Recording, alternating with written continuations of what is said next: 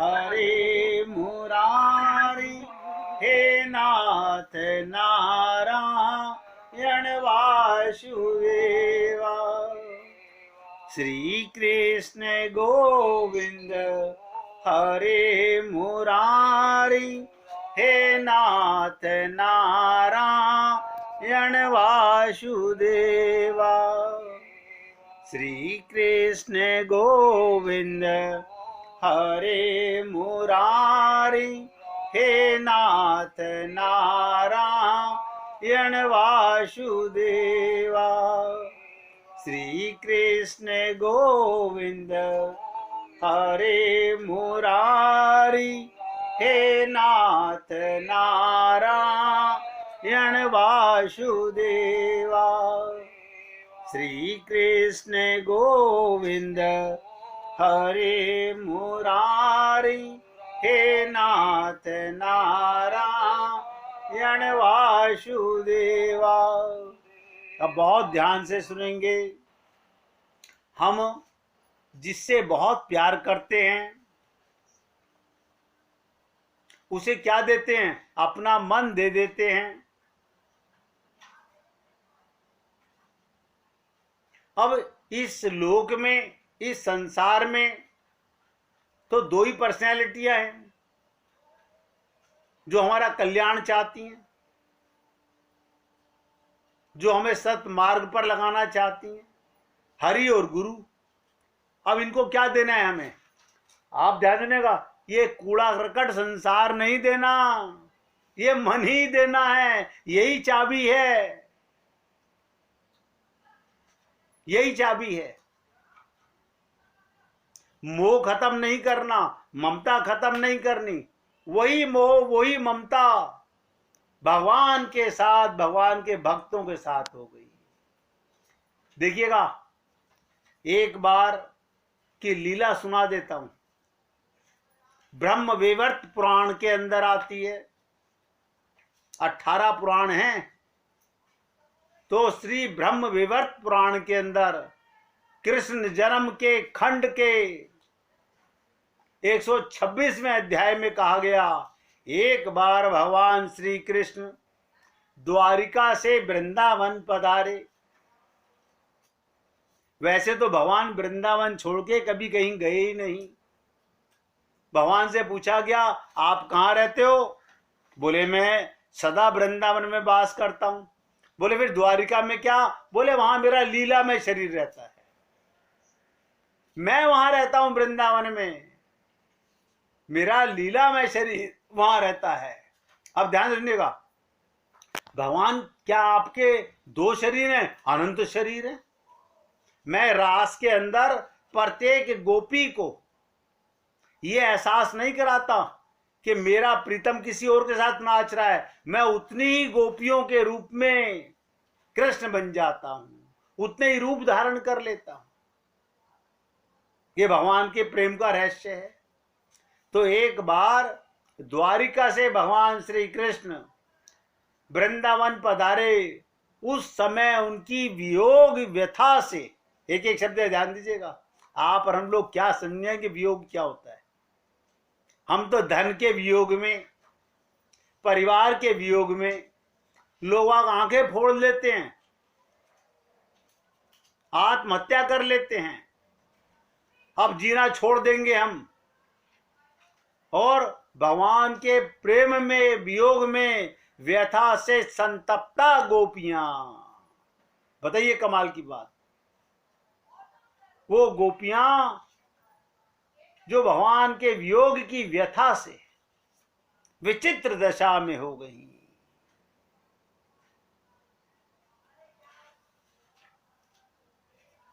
क्या हुआ था उन गोपियों के साथ में, बताऊं?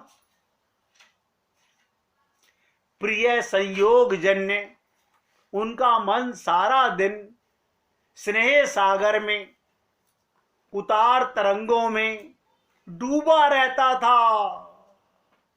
घर में तिरस्कार खाती थी, घर में बुराइयां सुनती थी, लेकिन उनका मन सदा कृष्ण के साथ डूबा रहता था, स्नेह सागर में। अब बताइए, क्या स्नेह खत्म हो गया? स्नेह बदल गया। उनका मन और प्राण डूब गए। और इतना ही नहीं, ये तो गोपियों की बात बता रहा हूं। और बताऊं, योग माया श्री राधा रानी, उनकी दशा क्या हुई? ध्यान से सुनिएगा। गोपेश्वरी यानी गोपियों के ऊपर श्री राधिका जी की तो बड़ी अपूर्व स्थिति हुई। अब देखिए कमाल की बात, राधा का पूछो क्या हाल हुआ। उनकी चेतन शून्यता दशा से वो अचेतन हो गई। जिंदा तो हैं, होश नहीं है, शरीर में हैं, मगर अपूर्व स्थिति उनकी चैतन्य शून्य दशा से गोपियों ने समझा, हाय क्या समझा, क्या नाथ कृष्ण के संयोग से ही हमें अनाथ कर दिया। और सारी गोपियां चिल्ला चिल्ला कर भगवान श्री कृष्ण को दोष देने लगी। राधा की अचेतन अवस्था को देखकर। और क्या कह रही हैं गोपियां? जिसके प्रेम में खुद डूबी हुई हैं कृष्ण के, उसको कह रही हैं, हाय कृष्ण, हाय कृष्ण, तुमने ये क्या किया, ये क्या किया। हाय, हमारी राधिका तो प्राणों से वियुक्त हो गई, उसकी तो सांसें नहीं चल रही। तुम्हारा मंगल हो, तुम शीघ्र ही हमारी राधा को जीवित कर दो। देखिएगा, हम अपना सुख चाहते हैं और गोपियां कह रही हैं, हे कृष्ण, हमें और विरह दे दो, हमें और सता लो, हमें और दुख के संसार में डाल दो, लेकिन हमारी राधिका को जीवित कर दो। हम उनके साथ वन को जाना चाहती हैं। यदि तुमने ऐसा ना किया तो देखिए, कभी सोचा नहीं होगा। ब्रह्म वेवर्त पुराण के अंदर आती है कथा 126वें अध्याय के अंदर। क्या कहती हैं गोपियां? हम सभी स्त्री वध का पाप तुम्हारे सर मण देंगी। एक राधा की हत्या नहीं, सारी गोपियों की हत्या का कारण तुम कहलाओगे।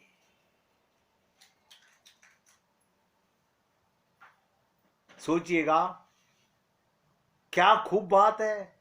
श्री राधा क्या कृष्ण की नहीं थी? इतना प्रेम गोपियों का राधा से, उनके लिए इतने कड़े शब्दों का प्रयोग किया गया अपने प्रीतम के लिए, जिसके ऊपर प्राण न्यौछावर हैं, उसको इतने कठोर शब्द कह रही हैं। परंतु प्रणय कोप ने गोपियों को ये बात भुला दी थी कि कृष्ण के प्राण भी तो राधा में ही बसते हैं। इनकी ऐसी आतुरता देखकर, देखिएगा, भगवान जो शब्द मैं बोल रहा हूं उसे नोट करो। इनकी गोपियों की आतुरता देख करके, हमारे अंदर आतुरता है ही नहीं, तड़प नहीं है, आग नहीं है भगवान को पाने की। गो भगवान ने इनकी आतुरता को देखा, विरह को देखा, इनकी ऐसी दशा को देखा, और भगवान क्या करा? अपनी अमृतमयी दृष्टि से, अपनी अमृतमयी दृष्टि से राधा में जीवन का संचार कर दिया। राधा कहां लग गई थी? अपने कृष्ण में खो गई और अचेतन हो गई। भगवान ने अपने को निकालने का प्रयत्न किया कि राधा तेरे अंदर चेतना नहीं आई तो सब ये मुझे श्राप दे देंगी। कहां समझेंगे हम प्रेम की इस पराकाष्ठा को?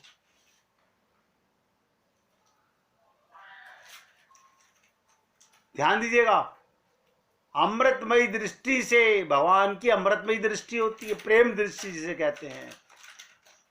राधा में जीवन का संचार कर दिया, सांस चलने लगी। माननी राधा रोती रोती उठ बैठी। क्यों रो रही है राधा तू? सारी गोपियां कह रही हैं अब क्यों रो रही है, अब तो प्राण वापस आ गए। गोपियों ने उसे गोद में ले लिया, राधा को बहुत समझाया, परंतु उसका कलेजा ना थमा,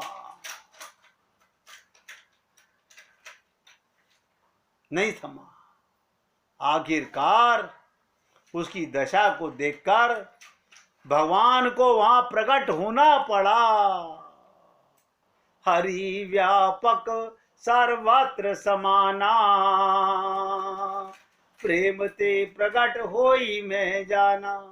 प्रेम की ऐसी पराकाष्ठा हो कि भगवान मजबूर हो जाए, और भगवान श्री कृष्ण ठाठस बनाने लगे।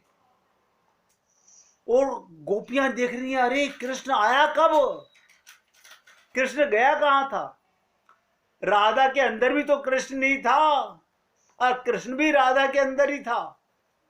लेकिन गोपियों की ऐसी दशा को देखकर भगवान ठाठस बंधाते हुए कहते हैं, राधे मैं तुमसे परम श्रेष्ठ आध्यात्मिक ज्ञान का वर्णन करना चाहता हूं। अब देखिएगा, आप और हम लोग तो आध्यात्मिक नहीं सुनना चाहते, और राधा को भगवान परम श्रेष्ठ आध्यात्मिक ज्ञान की बात कर रहे हैं। आध्यात्मिक ज्ञान नहीं, परम श्रेष्ठ आध्यात्मिक ज्ञान क्या है, जिसके श्रवण मात्र से, क्या कहा, हल जोतने वाला मूर्ख मनुष्य भी पंडित हो जाता है। समझ रहे हैं, अंगूठा टेक भी, उदालक भी संत बन जाता है। मूड गवार से गवार व्यक्ति भी शरणागति से, कहते ना, पारस अरु संत में बड़ो ही अंतर जान, पारस तो कंचन करे और संत करे आप समान। संत क्या करता है, संत बना देता है।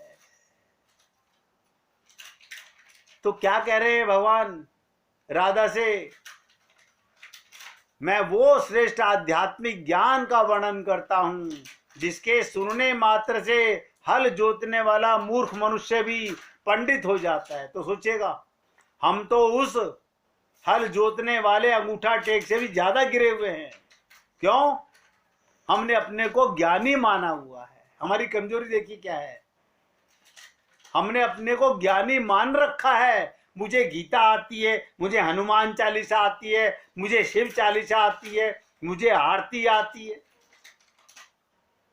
तुम्हें अपना पता नहीं है कि मैं कौन हूं, तुम्हें सब आता है। ये हमारी बुद्धि का विपर्य है, हम समझ नहीं पाते, हम अपने को ज्ञानी मानने लगते हैं।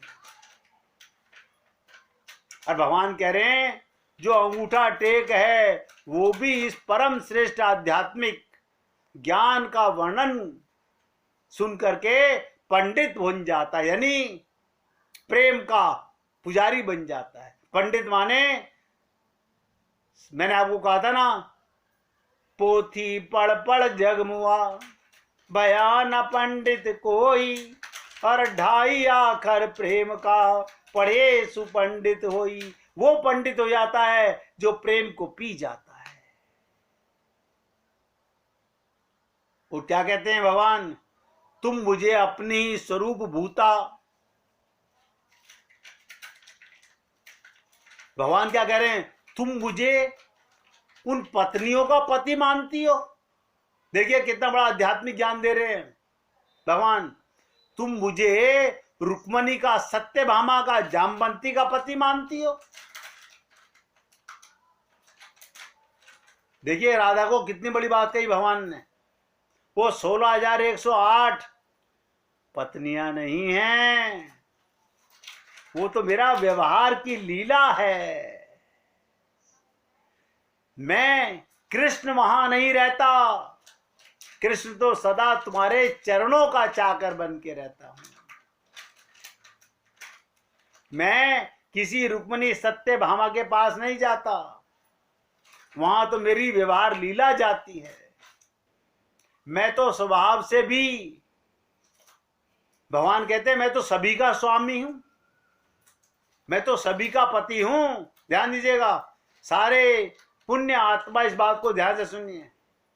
ये आपको आज मौके की बात है, परम श्रेष्ठ आध्यात्मिक ज्ञान की बात बता रहा हूं। और राधा को कह रहे हैं कि मैं तो स्वभाव से सभी का स्वामी हूं, कार्य और कारण के रूप में मैं ही अलग अलग प्रकाशित हो रहा हूं, मैं सभी का एकमात्र आत्मा हूं और अपने स्वरूप में प्रकाशित हूं।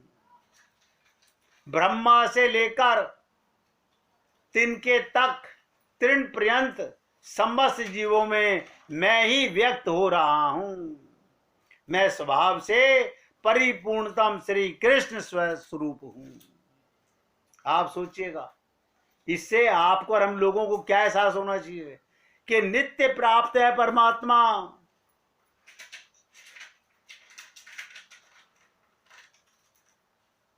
भगवान कहते हैं गोपियों के माध्यम से, राधा के माध्यम से दिव्य धाम गोलोक तथा सुरम्य क्षेत्र गोकुल, देखिएगा गोकुल को सुरम्य क्षेत्र कहा गया, और वृंदावन में मेरा निवास है। आप अपने हृदय को वृंदावन बनाइए, अपने हृदय को गोकुल बनाइए।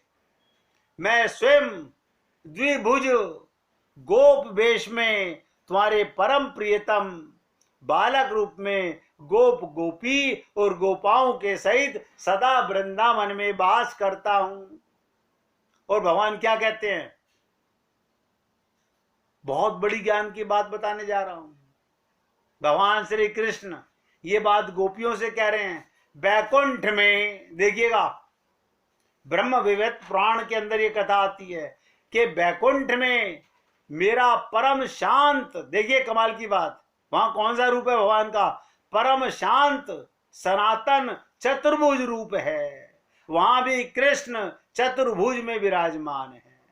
वहां मैं लक्ष्मी और सरस्वती का पति होकर दो रूपों में रहता हूं। पृथ्वी में समुद्र की जो मानसी कन्या मृत्य लक्ष्मी है, उसके साथ मैं श्वेत द्वीप में क्षीर समुद्र के भीतर चतुर्भुज रूप से रहता हूं। मैं ही धर्म स्वरूप हूं, मैं ही धर्म वक्ता हूं, मैं ही धर्मनिष्ठ हूं, मैं ही धर्म मार्ग हूं, और मैं ही ऋषिवर नर और नारायण हूं। मैं ही ऋषिवर नर और नारायण का रूप हूं। इसलिए भारत के धर्मपरायण पतिव्रता शांति और लक्ष्मी मेरी स्त्रियां हैं, मैं उनका पति हूं, तथा मैं ही सिद्धिदायक सिद्धेश्वर सपति मुनीश्वर कपिल हूं। कपिल भी मैं ही हूं। इस प्रकार मैं नाना रूपों में विविध व्यक्तियों के रूप में विराजमान हूं। द्वारका में मैं चतुर्भुज रूप से सर्वदा रुक्मिणी का पति हूं। भगवान क्या कहते हैं, वहां द्विज दो बाजुओं से तो रहता हूं, लेकिन वहां मैं चतुर्भुज वाला विष्णु रुक्मिणी का पति बनता हूं, क्योंकि रुक्मिणी ही लक्ष्मी बनकर के आई हैं। और सत्यभामा के शुभ ग्रह में क्षीरो देसाई भगवान के रूप में रहता हूं। इसी प्रकार अन्य अन्य महिषियों के महलों में, सारी पत्नियों के महल में मैं पृथक पृथक शरीर से धारण करके रहता हूं। और भगवान क्या कह रहे हैं, मैं ही पृथक पृथक शरीर धारण करके, मैं ही अर्जुन का सारथी बन करके ऋषिवर नारायण हूं। मेरा अंश धर्मपुत्र नर ऋषि ही महाबलवान अर्जुन के रूप में प्रकट हुआ है। इसने मुझे सार रूप में पाने के लिए पुष्कर क्षेत्र में मेरी आराधना की जाती है। तो भगवान क्या कह रहे हैं कि हे राधे, तुम भी जिस प्रकार गोलोक में और गोलोक में मैं राधा रूप से रहती हो, उसी प्रकार बैकुंठ में महालक्ष्मी और सरस्वती होकर तुम ही विराजमान होती हो। तुम ही क्षीर सागर भगवान विष्णु की प्रिया मर्त्य लक्ष्मी हो और तुम ही धर्मपुत्र नर की कांता लक्ष्मी स्वरूपा शांति भी तुम ही हो। तुम ही भारत में कपिल देव की प्रिया सती भारती हो। तुम ही मिथिला में राम की पत्नी सीता बन के आती हो। तुम्हारी छाया देखिएगा, भगवान की छाया ही ये 5 कन्याएं हैं। क्या कहते हैं भगवान के, राधा तुम्हारी छाया द्रौपदी है। तुम ही द्वारका में महालक्ष्मी रुक्मिणी हो। तुम ही अपने कला रूप से 5 पांडवों की प्रिया द्रौपदी हुई हो तथा तुम्हें को राम की प्रिया सीता के रूप से रावण ने हर लिया था। अधिक क्या कहूं।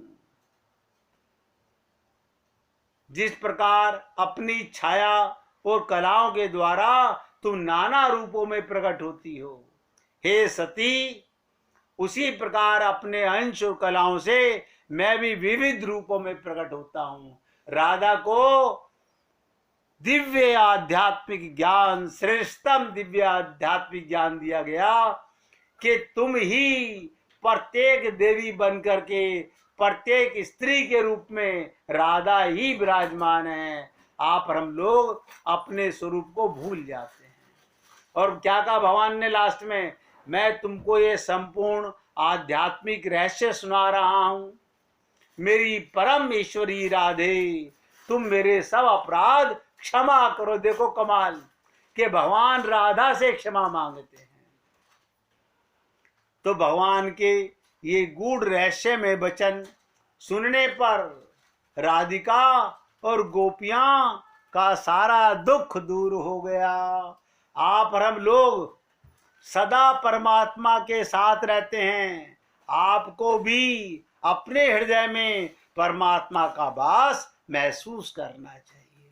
हे पुण्य आत्माओं, आपका प्रीतम परमात्मा ने कभी साथ नहीं छोड़ा है।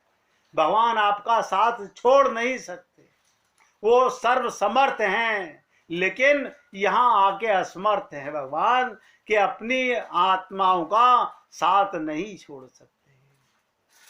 तो उन्हें अपने वास्तविक स्वरूप का भान हो गया और उन्होंने चित्त में प्रसन्न होकर भगवान श्री कृष्ण के चरण कमलों में प्रणाम किया। मैं भी आज आप सभी पुण्य आत्माओं से ये जो चर्चा मैंने आपको सुनाई है, ब्रह्म विवर्त पुराण के अंतर्गत भगवान श्री कृष्ण ने परम श्रेष्ठ आध्यात्मिक ज्ञान दिया गोपियों को और राधा को, वो हम सब आत्माओं को भी ग्रहण करना चाहिए। नित्य प्राप्त परमात्मा की प्राप्ति का ही अनुभव भगवत प्राप्ति है। आप अपने हृदय में अपने प्रीतम का भान महसूस करें। देखिए, अगर आप सब लोग भक्ति के मार्ग पर पूर्ण रूपेण आगे बढ़ना चाहेंगे तो मैं भगवान से प्रार्थना करूंगा कि मैं आपको ऐसे ही भगवान की विचित्र लीलाएं सुनाता रहूं। आज सत्संग को यहाँ विराम दे रहा हूँ और बाई जी से निवेदन कर रहा हूँ अगले छंद को सुनाने का प्रयत्न कीजिए। और देखिए, सबसे निवेदन करता हूँ, सुनिए, एक लाइन बाई जी गाएं, अगर गाना है तो दूसरी बार जब गाती है तो साथ गाइए। उनकी लाइन में अपने आप को घुसाने का प्रयत्न मत कीजिए, नहीं तो मन ही मन में गुनगुनाइए। गाइए बाई जी।